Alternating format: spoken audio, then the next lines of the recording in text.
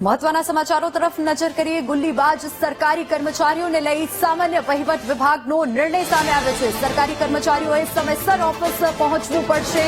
કર્મચારીઓએ સવારે 10:40 કલાક સુધી ઓફિસ પહોંચવાનું પડશે।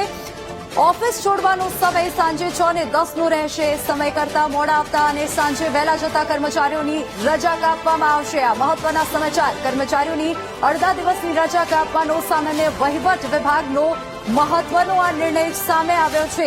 સમય કરતા જો અધિકારીઓ મોડા જશે તો તેમની રજા કપાશે, એટલે કે જે પેડ લીવ હોય છે તે પણ કાપવામાં આવશે।